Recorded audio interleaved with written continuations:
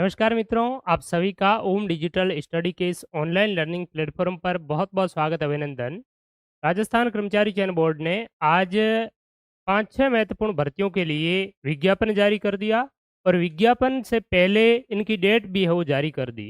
तो बहुत से अभ्यर्थी ऐसे होते हैं जो तैयारी जब ही शुरू करते हैं तब किसी भर्ती का है वो विज्ञापन जारी होता है। तो आपकी डेट भी आ गई, एग्जैक्ट डेट है, इसमें किसी भी प्रकार का कोई चेंजेस नहीं होने वाला और विज्ञापन भी जारी हो चुका है जिससे आप कब से आवेदन कर पाएंगे, क्या इसका सिलेबस रहने वाला है, कौन-कौन इसके लिए एलिजिबल है, वो सारी जानकारी आप है वो इसके माध्यम से प्राप्त कर पाएँगे। तो ये जितनी भी वैकेंसी है, एक वुमेन सुपरवाइज़र की अलग-अलग डिपार्टमेंट में 3 वैकेंसी है, ठीक है? उसके लिए कौन एलिजिबल है? हॉस्टल वार्डन की भी वैकेंसी है, छात्रावास अधीक्षक सुपरिटेंडेंट ऑफ हॉस्टल ठीक है, उसकी भी है। इसके अलावा इसमें आपकी एक जो महत्वपूर्ण भर्ती है, सबसे बड़ी भर्ती है एलडीसी की जूनियर असिस्टेंट की। तो इन तमाम भर्ती परीक्षाओं का विस्तृत सिलेबस है, इसका पूरी क्वालिफ़िकेशन इत्यादि क्या है, उन तमाम चीज़ों का आज के इस वीडियो में हम डिस्कस करेंगे वन बाय वन करके। तो सभी का हार्दिक स्वागत। कैलाश कुमार जी, शांचोर क्लासेस, जीतू सिंह जी, रेबेल जी देवड़ा, हार्दिक स्वागत, अभिनंदन आपका। तो चलिए, एक-एक करके हम इन सारों के बारे में है वो डिस्कस करेंगे, किसके लिए है भर्ती, कौन एलिजिबल है, ये इसमें चर्चा करते हैं हम। पहली जो भर्ती है, ये पर्यवेक्षक महिला सीधी भर्ती 2024 के नाम की है, ठीक है? और इस भर्ती की अगर हम बात करें, तो इसमें आप देखिए टोटल जो पद है, नंबर ऑफ पोस्ट है वो कितनी है? 209 इसमें पोस्ट हैं, जिसमें गैर अनुसूचित क्षेत्र के लिए 164 है और अनुसूचित क्षेत्र के लिए 45 टोटल पोस्ट हैं और समान पात्रता परीक्षा 2022 में सम्मिलित केवल महिला अभ्यर्थियों से निर्धारित प्रपत्र में ऑनलाइन आवेदन है वो है। तो ये पर्यवेक्षक जिसमें महिला कोष्ठक में लिखा हुआ है, इसमें केवल और केवल क्या है? विमेन कैंडिडेट ही इसमें ऑनलाइन आवेदन है वो कर सकेंगे। इनके लिए टोटल जो वैकेंसी है वो 209 है, ठीक है? और सीईटी 2022 में जिन्होंने एग्ज़ाम दिया है और अच्छा स्कोर है उनका, ठीक है? तो वो महिलाएँ इनके लिए है वो एलिजिबल हैं, ठीक है? बाकी कुछ पुरुषों के लिए भी है, वो कौन-सी है वो भी हम देखेंगे वन बाय वन करके। तो देखिए, ये महिला के लिए है ओनली। अब यहाँ पर अगर बात करें तो इसके लिए एलिजिबिलिटी क्या चाहिए कि महिलाओं को और ऑनलाइन आवेदन है, तो ऑनलाइन आवेदन एसएसओ पोर्टल के माध्यम से बिल्कुल फ्री में है वो आप कर पाएँगे। दूसरी बात है कि इसकी एलिजिबिलिटी क्या है, मुख्य मुद्दा ये है, तो एलिजिबिलिटी देख लेते हैं इसका। और हॉरिज़ॉन्टली अलग-अलग अगर आप देखा जाए तो महिला के लिए सामान्य महिला के 46 है, विधवा के लिए, परित्यक्ता के लिए, एससी-एसटी अलग-अलग कैटेगरी वाइज़ यहाँ पर आप देख सकते हैं। हॉरिज़ॉन्टली यहाँ पर रिज़र्वेशन है वो भी आप यहाँ पर देख सकते हैं। बाकी इनकी पीडीएफ आपको टेलीग्राम चैनल ओम डिजिटल स्टडी पर भी आपको मिल जाएगी, ठीक है? एक महत्वपूर्ण जो बड़ी-बड़ी जानकारी है वो हम इस भर्ती परीक्षा के माध्यम से है वो आपको प्रोवाइड करवाएँगे। तो देखिए, ये किसी खेल में अच्छी आपकी योग्यता है तो इसके लिए चीज़ें दी गई हैं। वेतनमान की बात करें तो पे मैट्रिक्स लेवल 7 है इसका वेतनमान है, जो बहुत ही अच्छा है, ठीक है? एलडीसी से आपका ऊपर ही है। ये है आपकी पात्रता, यानी कि क्वालिफ़िकेशंस आपकी क्या होनी चाहिए। नमस्कार सभी को, मदन जी, सांचोर, शीतल जी, हार्दिक स्वागत, अभिनंदन। तो ये महिलाओं के लिए है, ध्यान में रखिए। जो पुरुष अभ्यर्थी हैं, ठीक है? उनके भी बहन या वाइफ़ वगैरह कुछ न कुछ आस-पास में महिला होगी ही, तो आप भी ज़रूर देखिए वीडियो को और आस-पास की जो भी महिलाएँ हैं, उनको भी आप अवेयर कीजिए कि आपके लिए विशेष वैकेंसी है ये। तो इसके लिए देखिए, graduation of university established by law in India, यानी कि आपकी क्या होनी चाहिए? स्नातक होनी चाहिए, ग्रेजुएशन होनी चाहिए किसी भी यूनिवर्सिटी के द्वारा, ठीक है? अब कहेंगे कि जो ग्रेजुएशन जिनकी अपीयरिंग है वो कर सकते हैं, तो वो तो कैसे कर सकेंगे? इसमें सीईटी ऑलरेडी है, सीईटी में ग्रेजुएशन आपका माँगा हुआ था, ठीक है? तो पहले तो बात है कि सीईटी क्लियर होना चाहिए आपका और सीईटी में कितना स्कोर होना चाहिए? तो वो स्कोर कर्मचारी चयन बोर्ड जल्द ही स्कोर कार्ड जारी करेंगे अलग-अलग भर्ती परीक्षाओं के। इसके जो टोटल पोस्ट है इनके लगभग 15 गुना अभ्यर्थियों को, यानी कि 15 गुना जो विमेन्स हैं उनके लिए स्कोर कार्ड जो है वो जारी होगा और उससे आपको पता चल पाएगा कि मैं इस भर्ती के लिए एलिजिबल हूँ या नहीं हूँ, ठीक है? तो ये पहली बात तो है कि ग्रेजुएशन इसमें होना चाहिए। दूसरी बात है इसमें मिनिमम आपका जो कंप्यूटर का सर्टिफिकेट है यानी कि कम से कम आपके पास में आरएससीआईटी किया हुआ है, तो आप इसके लिए एलिजिबल है वो हो जाएगी, ठीक है?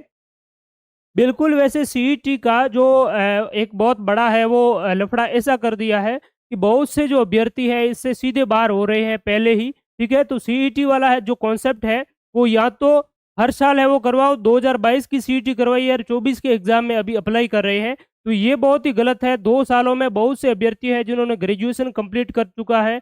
मेनली उन अभ्यर्थियों के साथ में इतना धोखा है वो क्यों हो रहा है? तो अगर सीईटी करना है इनको तो हर जो साल है सीईटी का एग्ज़ाम कंडक्ट करवाया जाए और एक स्टिपुलेटेड टाइम ड्यूरेशन में वैकेंसी है वो आपकी होनी चाहिए।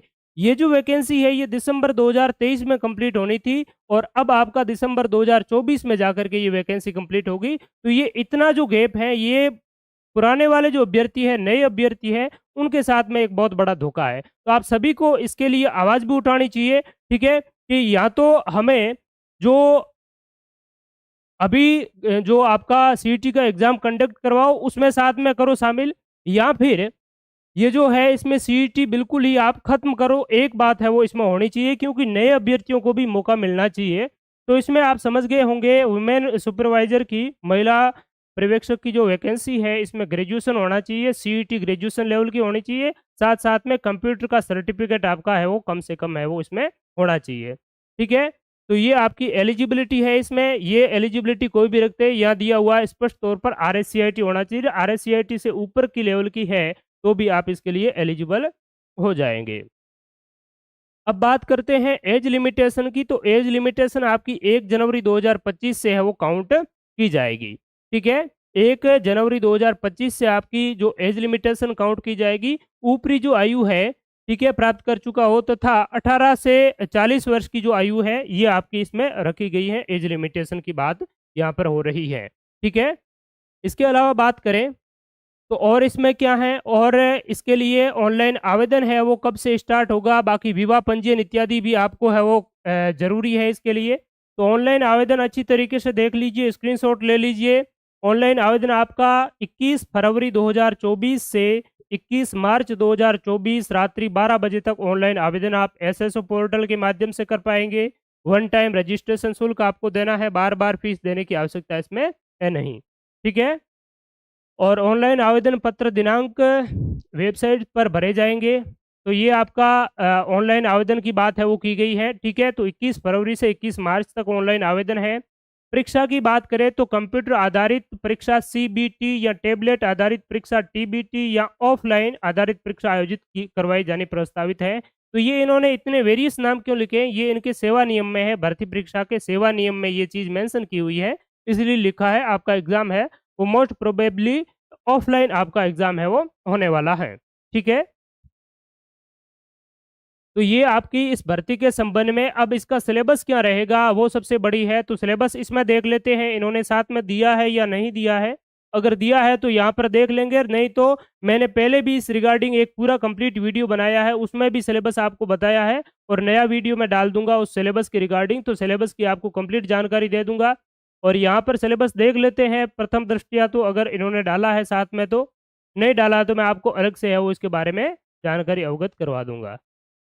अंत में ही होता है लगभग, है तो देख लेते हैं एक बार।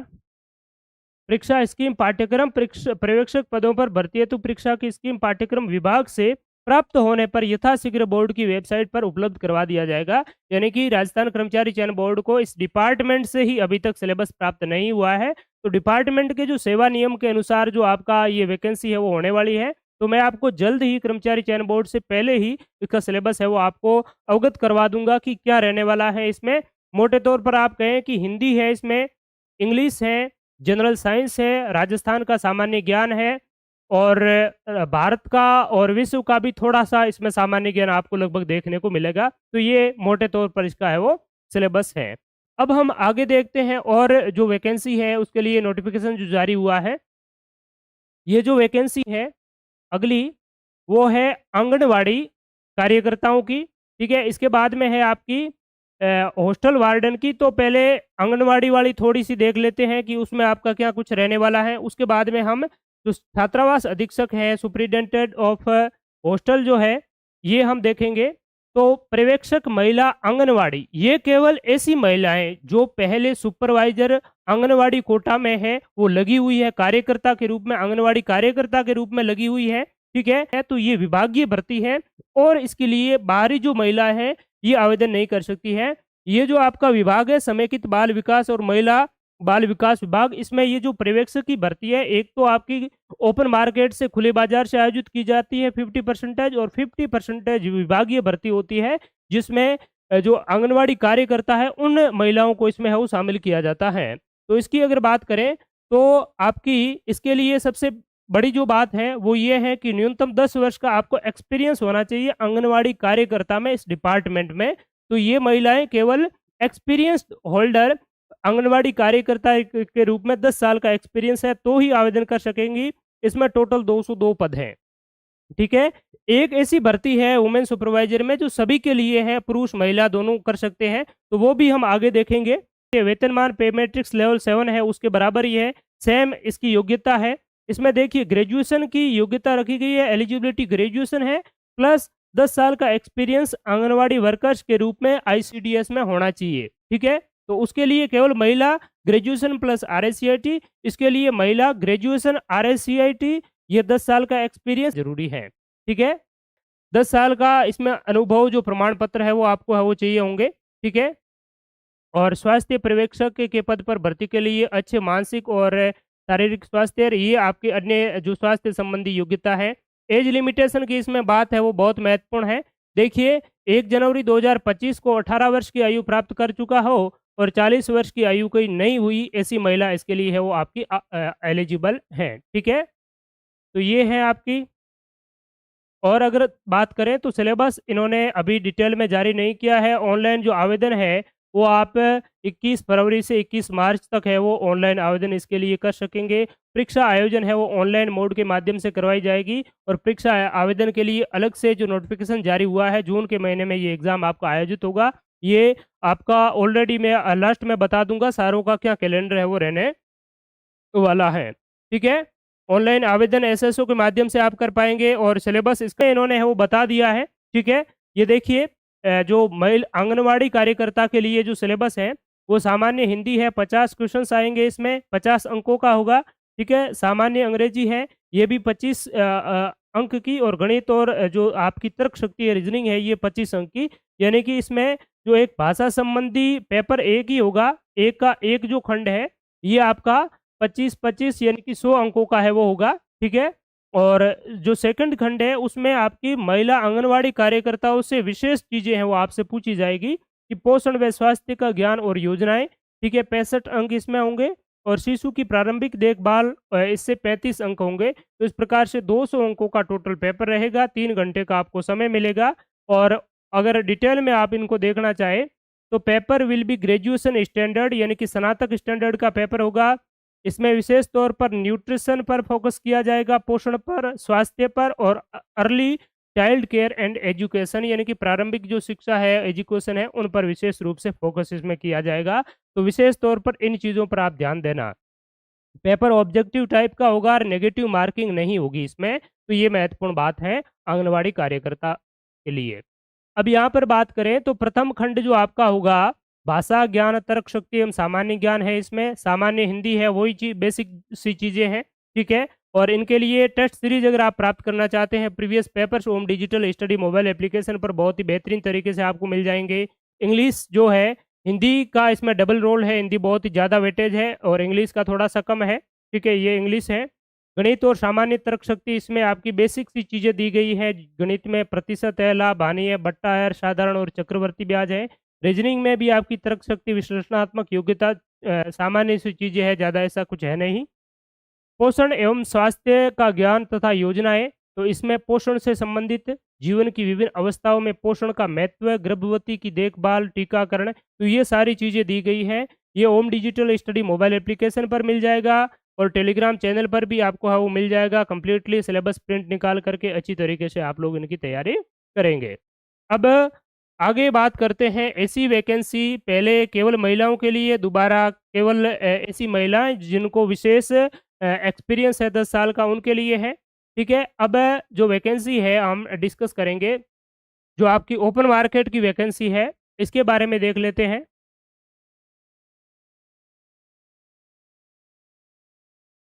महिला अधिकारिता, ठीक है? तो इसमें देखिए कि राजस्थान महिला अधिकारिता विभाग सेवा नियम 2017 और अनुसूचित क्षेत्र अधीनस्थ मंत्रालय एवं चतुर्थ श्रेणी सेवा नियम 2014 के अंतर्गत महिला अधिकारिता विभाग के लिए, यानी कि ये महिला अधिकारिता विभाग के लिए है, वुमेन एम्पावरमेंट जो डिपार्टमेंट है उनकी वैकेंसी है। पर्यवेक्षक महिला अधिकारी वुमेन सुपरवाइजर की है। 176 टोटल इसमें पोस्ट है, जिसमें 142 अनुसूचित क्षेत्र, गैर अनुसूचित क्षेत्र यानी कि नॉन टीएसपी और 34 है टीएसपी एरिया के लिए इसमें है। इसमें भी समान पात्रता परीक्षा 2022 वाली आपकी ज़रूरी है, वो रखी गई है। ठीक है? तो अब जिन्होंने ग्रेजुएशन जो स्नातक की हुई है और सीईटी जो आपकी ग्रेजुएशन वाले अपीयर हैं, उनके लिए ये वैकेंसी है। तो इसमें अगर बात करें तो क्या रहने वाला है? हम देखते हैं पहले तो क्या इसकी एलिजिबिलिटी इत्यादि है, उनको देख लेते हैं। वन टाइम आपका रजिस्ट्रेशन शुल्क होगा। अलग-अलग बात करें तो इसमें देखिए विभागीय नियम के अनुसार इस भर्ती में सबसे महत्वपूर्ण जो बात है 75% जो है ये इसमें महिलाओं के लिए ही आरक्षित है। तो महिला कैंडिडेट्स के लिए ये बहुत ही महत्वपूर्ण और इम्पोर्टेंट वैकेंसीज हैं। अब तक अगर सेकंड ग्रेड की भर्तियाँ इत्यादि नहीं आई हैं तो इस भर्ती में आप जुटें और 2-3 महीने अच्छी तरीके से तैयारी करें तो बहुत ही शानदार और बेहतरीन जो वैकेंसी है ये। अगर इसमें बात करें तो देखिए 75% जो इसमें है, ये महिलाओं के लिए ही आपके रिज़र्व है। पहले वाली 2 थी, एक तो स्पेशल आपकी उन डिपार्टमेंट की थी, डिपार्टमेंटल वैकेंसी थी। दूसरी थी उसमें शत प्रतिशत महिलाओं के लिए आरक्षित था और ये वुमेन एम्पावरमेंट की है। तो वुमेन एम्पावरमेंट में 75% है, ये महिलाओं के लिए आरक्षित हैं और 25% सामान्य श्रेणी है, यानी कि इसमें महिला और पुरुष दोनों ही इसमें आपके पार्टिसिपेट हो सकते हैं। तो इसमें देखिए कुल जो पद हैं 107 है महिलाओं के लिए टोटल है, जिसमें अलग-अलग कैटेगरी वाइज़ आप देख सकते हैं। 35 सामान्य महिला, 3 विधवा के लिए, 1 परित्यक्ता के लिए है। अनुसूचित जाति के लिए सामान्य 16 है, ठीक है? सामान्य महिला का और विधवा का 1 है, परित्यक्ता का इसमें नहीं है। अनुसूचित जनजाति का 11 है और ओबीसी का है ये 20 और विधवा के लिए 1, परित्यक्ता के लिए 1 है और ईडब्ल्यूएस के लिए 9 और 1 है। तो इस प्रकार से ये आपकी टोटल ईडब्ल्यूएस, एमबीसी और शहरिया 12 इत्यादि इनके लिए महिलाओं के लिए है। पुरुषों के लिए यहाँ पर कितना है? तो भाग्य आज़माना चाहते हैं तो आज़मा सकते हैं, 35 पोस्ट है यहाँ पर पुरुषों के लिए, ठीक है? टोटल आपकी नंबर ऑफ पोस्ट 142 हैं, ठीक है? तो ये आप अच्छी तरीके से समझ गए होंगे। कोई डाउट रहता है तो साथ-साथ आप है वो कमेंट सेक्शन में बताते रहें। अलग-अलग जो हॉरिजॉन्टली रिजर्वेशन दिया हुआ है तो ये भी आपके इसमें भी 75% है जो महिलाओं के लिए है, ठीक है? और कुछ बैकलॉग की जो वैकेंसी है यानी कि पहले कुछ पद खाली रह गए तो उनको भी साथ में इसमें ऐड किया हुआ है। देखिए, राजस्थान महिला अधिकारिता 2017 के नियम 10 के अनुसार पर्यवेक्षक महिला अधिकारिता पद के लिए 75% महिलाओं के लिए आरक्षित है, 25% ओपन श्रेणी में रखे गए हैं जिनमें 30% महिलाओं के लिए आरक्षित है। कितनी बड़ी बात है। 75% महिलाओं के लिए है, ठीक है? 75% तो केवल महिलाओं का अधिकार है और 75 के बाद में जो 25% शेष बचते हैं, उन 25% की अगर बात करें, तो उन 25% का भी 30% है ये महिलाओं के लिए है, यानी कि जो आपके सामान्य कैटेगरी है, इसमें सामान्य कैटेगरी में जो महिला-पुरुष दोनों के लिए है, उसमें भी 30% महिलाओं के लिए और 70% है, वो आपके पुरुषों के लिए है, ठीक है? तो ये इसमें महत्वपूर्ण बात है। इसके अलावा गैर अनुसूचित क्षेत्र की रिक्तियों के विरुद्ध अनुसूचित क्षेत्र के निवासी भी आवेदन है वो कर सकेंगे। यदि अभ्यर्थी का चयन अनुसूचित क्षेत्र एवं गैर अनुसूचित क्षेत्र दोनों में होता है तो अभ्यर्थी के दस्तावेज सत्यापन के समय अपना लिखित में विकल्प प्रस्तुत है वो करना होगा। तो इसमें टीएसपी और नॉन टीएसपी एरिया वाले आपके दोनों है एक जगह से कर सकते हैं। तो ये कुछ और महत्वपूर्ण बातें हैं। परीक्षा से पहले जिसके लिए आप आवेदन कर रहे हैं उनको आप और डिटेल में आप जरूर है वो देखिए और उसके बाद में आप आवेदन है वो करें करें, ठीक है? यहाँ पर अगर बात करें और क्या चीज़ें हैं आपके लिए जो सिलेबस इत्यादि है वो भी हम देखेंगे इसमें और उत्कृष्ट खिलाड़ियों के लिए यहाँ पर और कुछ रिलैक्सेशन है वो दिया हुआ है।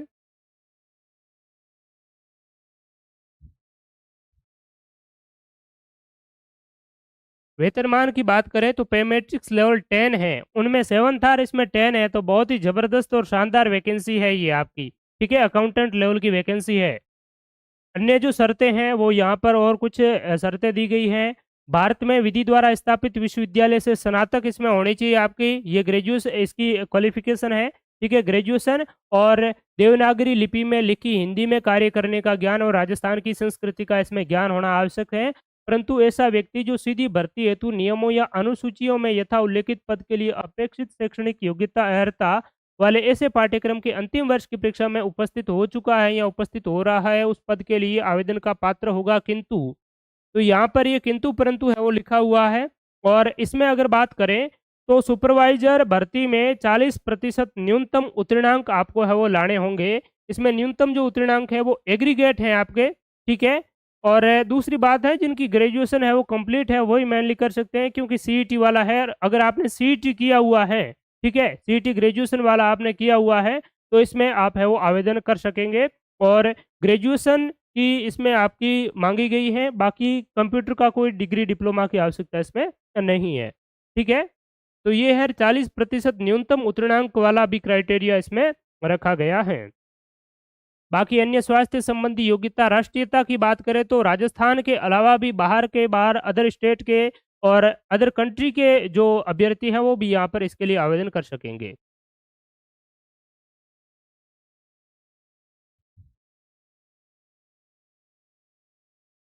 ऑनलाइन आवेदन आप कब से कर सकेंगे? तो 15 फरवरी से आपके ऑनलाइन आवेदन स्टार्ट हो जाएँगे और 15 मार्च तक आप रात्रि 12 बजे तक ऑनलाइन आवेदन है वो इसके लिए कर पाएँगे, ठीक है? बॉयज़ कैन अप्लाई तो मैं आपको बता चुका हूँ, बॉयज़ भी अप्लाई कर सकते हैं निश्चित रूप से, लेकिन इसमें बॉयज़ के लिए सीटें हैं वो बहुत कम हैं, अप्लाई बॉयज़ है वो कर सकते हैं, ठीक है?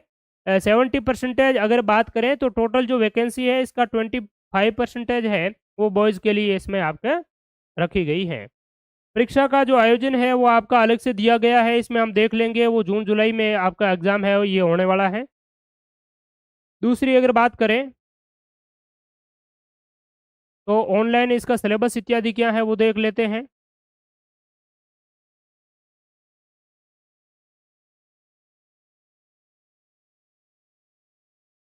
ये आपका सिलेबस देख लीजिए, पर्यवेक्षक महिला अधिकारिता वुमन जो एम्पावरमेंट है उसमें सिलेबस क्या रहने वाला है, अच्छी तरीके से आप देख लीजिए। यहाँ पर देखिए Rajasthan Indian and world history with special emphasise on Indian national movement, यानी कि राजस्थान की, भारत की और विश्व का इतिहास, भारतीय राष्ट्रीय जो आंदोलन है उस पर विशेष बल के साथ में राजस्थान, भारत और विश्व का आपको इतिहास पढ़ना पड़ेगा। क्वेश्चंस आएंगे इसमें 15 और 30 मार्क्स का आपका रहने वाला है, ठीक है? दूसरी की बात करें तो history, art and culture, literature, tradition, heritage of Rajasthan, 25 questions इससे आएंगे, 50 मार्क्स है वो इसका रहेगा। बेहतरीन तैयारी के लिए आप ओम डिजिटल स्टडी लर्निंग एप्लीकेशन है, उसमें आप ज़रूर विजिट करें, बहुत ही बेहतरीन आपको इनके लिए कंटेंट है वो मिल जाएगा। अगर बात करें 3 में Indian polity, Indian economics with special emphasise on Rajasthan, यानी कि भारत का जो राजव्यवस्था है, ठीक है, इंडियन पॉलिटी है, भारत की जो अर्थव्यवस्था है, वो राजस्थान के विशेष संदर्भ में आपसे पूछी जाएगी। इसमें भी आपके 20 क्वेश्चंस है वो होंगे, 40 मार्क्स के होंगे। कंप्यूटर इंफॉर्मेशन टेक्नोलॉजी यानी कि कंप्यूटर भी होगा, 15 क्वेश्चंस होंगे, 30 मार्क्स का होगा। राजस्थान का भूगोल, भारत का भूगोल, विश्व का भूगोल होगा, 20 क्वेश्चंस 40 मार्क्स। जनरल साइंस होगी आपकी 20 क्वेश्चंस 40 मार्क्स।